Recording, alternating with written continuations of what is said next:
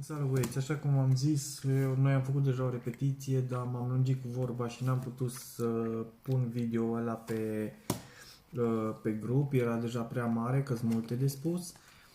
Ideea care îi, cam ce am văzut noi aici, a fost prima prezentare în care s-a explicat așa ca la prost, să zic așa, ce face o ceramică, cum se aplică, exact ce se întâmplă acolo, cum intră ea și face, să zic, lipeala cu lacul și practic tot procesul ăsta, cum se întărește tot. A fost super ok și chiar e singura prezentare la care chiar am înțeles un pic ceva și acum am habar ce e o protecție ceramică.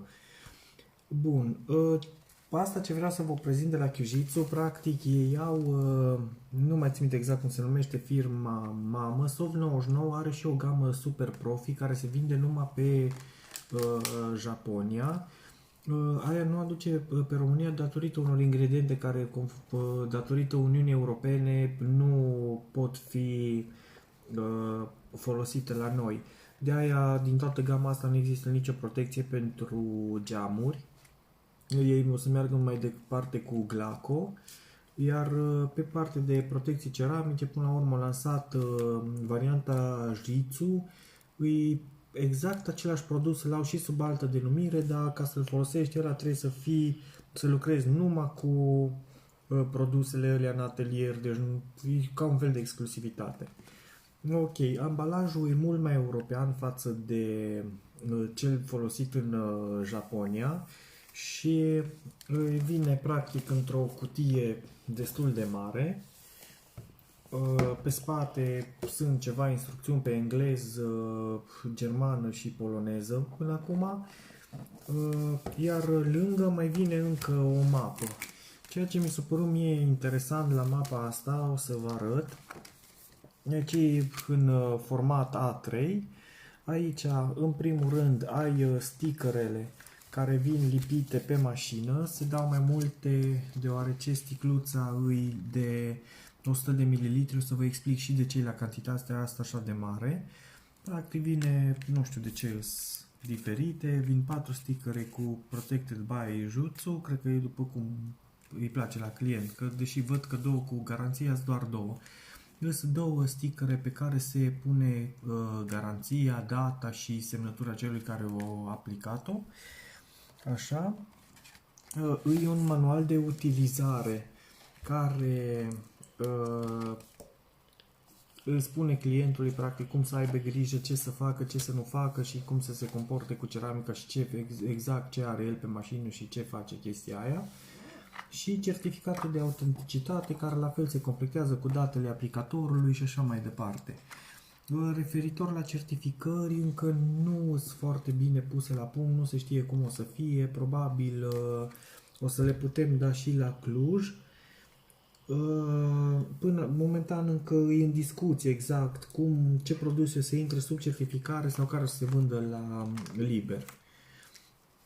Bun, certificarea, iar o chestie foarte interesantă care, aici la certificare revin, nu am văzut să aibă o serie, deci știu că sunt producători care au o serie pe ceramică care trebuie completată, la Car Pro am văzut chestia asta cu seria, la G-Technic, cel puțin la Ultra știu că are seria înăuntru, aici n-am văzut nimic, deci practic ai autenticitatea asta și cred că o înregistrez la ei pe site.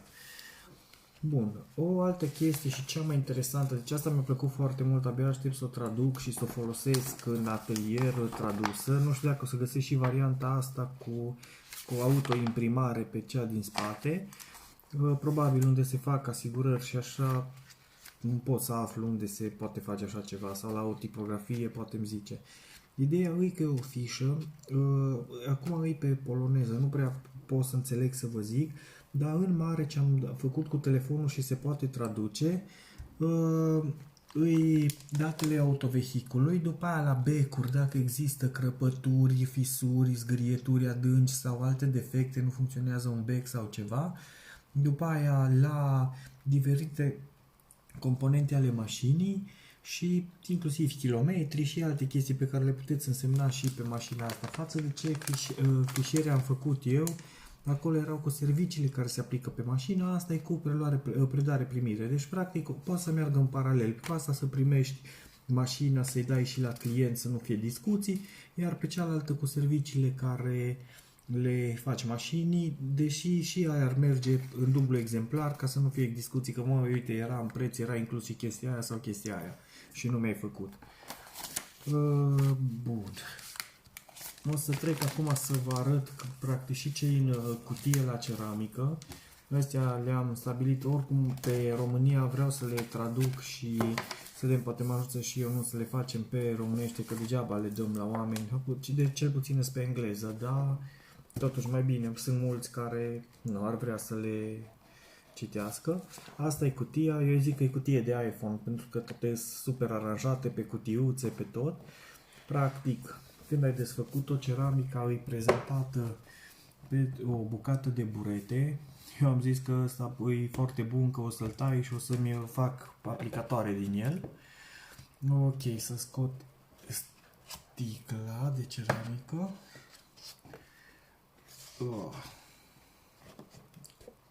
Nu e foarte ușor. Bun.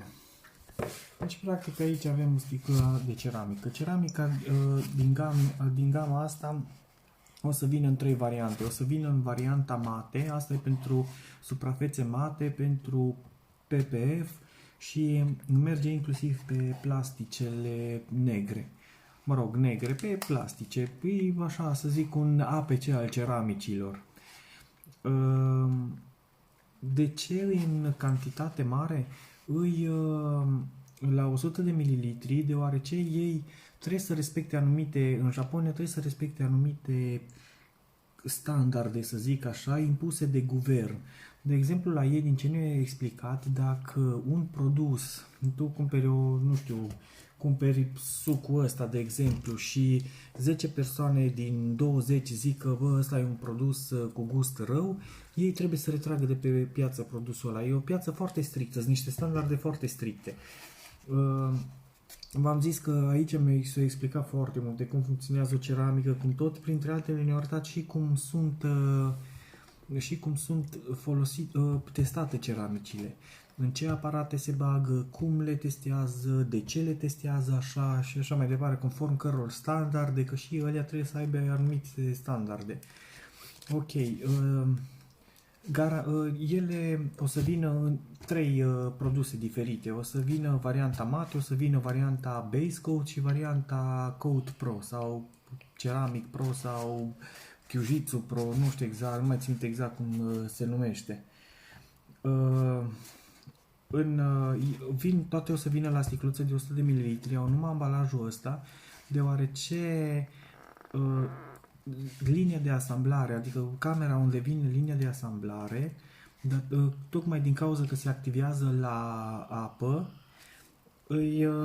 e ținută sub control și sticluțele o să fie prima dată umplute cu un gaz inert care să nu reacționeze cu ceramica în momentul când o să fie umplute, și o igienă, ziceau ăștia că e o igienă destul de mare acolo în camera aia, la fel cum le-a impus și tipul sticlei și nu mai știu exact ce standard de îmbuteliere, iar dacă făceau sticluțe de 50 de ml sau de 30 de ml, cel mai probabil ieșeau mult prea scumpe, deși au un preț destul de ridicat, adică ținând cont de cantitate de 100 de ml, vine undeva la 700 de lei, să zicem, e un preț bun. Din astea faci 4 sticluțe. Spre deosebire de varianta asta, varianta Pro vine lângă cu o sticluță mai micuță care e un activator. Din ăla, practic, se face un amestec. În momentul când vrei să folosești ceramica, faci amestecul ăla. Categoric nu o să bagi sticluța aia mică în asta mare, pentru că nu o să folosești la nicio mașină 100 de ml.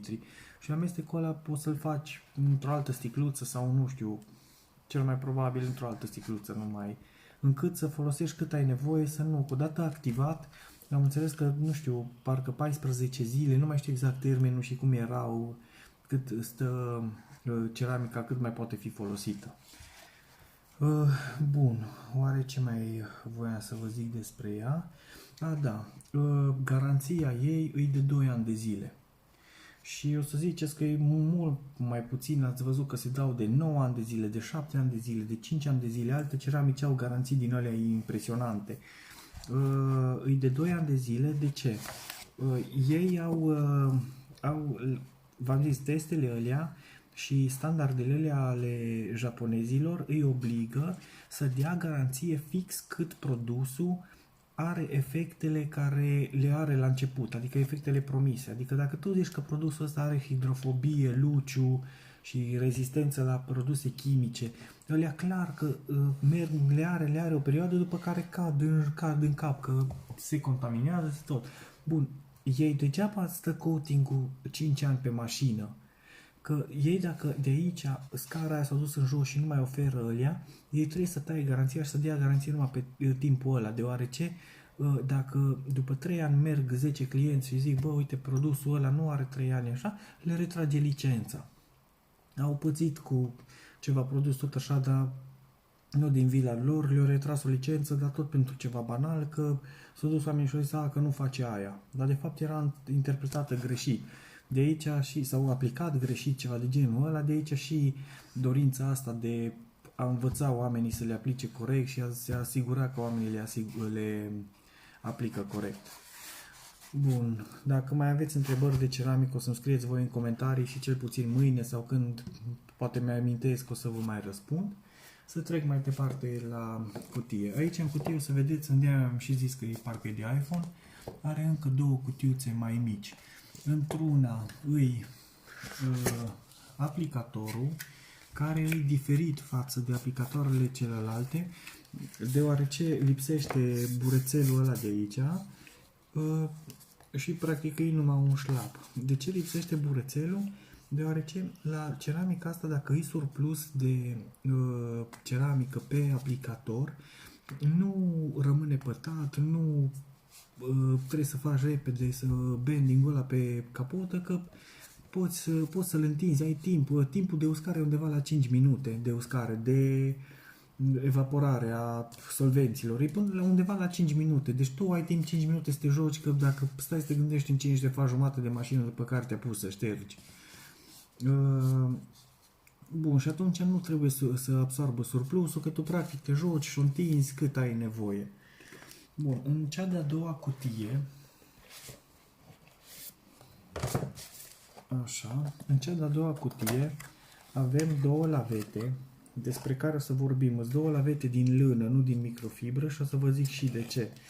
Aveți aplicatoarele, aveți două perechi de mănuși și cel mai important, dacă vă comandați acum Kyujitsu, vă scoateți banii numai de pe măștile astea contra coronavirus. Cam asta e pachetul ce vine lângă. Ce am văzut, lavetele de aplicare sunt cam duble față de la celelalte produse și sincer eu cred că o să tai în două aplicatorul ăsta și o să folosesc câte jumătate, pentru că sunt foarte mare, e foarte mult surplus pe lângă aplicator și nu are sens.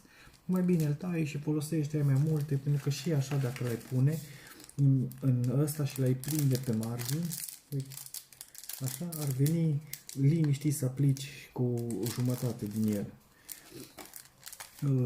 Bun, să revin la lavete.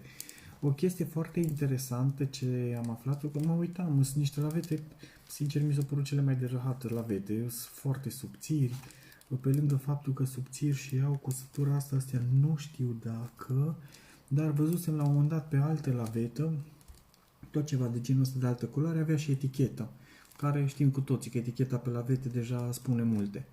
Ok, lavetele astea din lână. Și care ideea? Ați văzut, toți folosim microfibră, de ce? Pentru că are putere mare de absorție și putem șterge foarte bine cu ele. Ei bine, e exact lucru care nu ne-l dorim când lucrăm cu coating-uri și cu quick detailer-uri. Majoritatea fiind pe bază de apă, microfibra absorbe foarte mult și tu practic dai cu quick detailer și ștergi de pe mașină. Rămâne o cantitate extrem de mică de quick detailer pe ea. Cele din bumbac șterg practic, absorb numai apa, se îmbibă cu apă, se umflă și îți lasă în continuare coating-ul aplicat pe mașină fără să absorbă mult din el. Într-adevăr, nu o să aibă puterea aia să absorbă toate uleiurile alea folosite la coating-uri și atunci o să rămână urmele alea de șters, să zicem așa, hologramele ce le fac uleiurile. Ei bine, după ce ai șters surplusul de ceară sau de quick detailer, poți să lași un pic să acționeze, să se prindă calmea de mașină și pe aia să îi dai un finish-ul ăla frumos cu o lavetă de microfibră și atunci în combinația asta o să iasă foarte fain. Ținând, apropo de sealant-uri și așa mai departe, am văzut încă un sealant foarte mișto de la Sov 99, îi Waterwax sau Wetwax, nu știu cum îi zic eu. Hydrowax, exact. Hydrowax, care îi o ceară pe bază de apă. Se aplică foarte ușor, nu are miros deloc, deci nu e toxică deloc, se poate aplica pe PPF, pe geam, pe aproape orice, pentru că își face numai chiar stratul ăla cât are nevoie, după care se șterge foarte ușor surplusul și arată foarte bine. No, aia Ionuț încă nu am văzut să o aibă, nici aici în Polonia era cât de cât numai vreo 4 sau 5 bucăți, că îți dai seama, primul lucru am vrut să le iau pentru mine. No, în momentul în care încă mâine o să mai încerc măcar una să pot aduce în țară și dacă nu știu, o să pun un pre-order și la chestiile alea, pentru că urmează să pregătim la Cluj iarăși un workshop sau o prezentare, probabil o să fie un workshop sponsorizat sau o prezentare Kyujitsu și produse Sov 99. Nu știu dacă o să fie cu certificări sau nu, dar oricum o să fie multe produse faine ce le-am văzut de prezentat. Până acum, sincer, eram surprins numai de produsele, de cerurile de la Sov 99 și îmi plăceau foarte mult, în rest nu mă lăsau wow, alte produse, dar nu-s fraieri japonezii, Bea nu mai poate de râs, că e o vorbă, e un inside joke aici la noi cu nu-s fraieri japonezii. Dar în principiu îs multe de arătat și chiar nu-mi pare rău că am făcut drumul ăsta. Nu știu, o să las video pe grup, care aveți întrebări sau așa, o să vă răspund la ele sau curiozități. Mâine încerc să fac poză și la cerurile alea și la ce am mai văzut pe acolo, să vedem cum o să fie timpul și vremea, că mâine e ceva eveniment și nu știu exact cât o să fie prezentare și cât evenimentul în sine. No, vă doresc o seară bună, că știu că la voi e târziu și, nu știu, aștept întrebări sau păreri.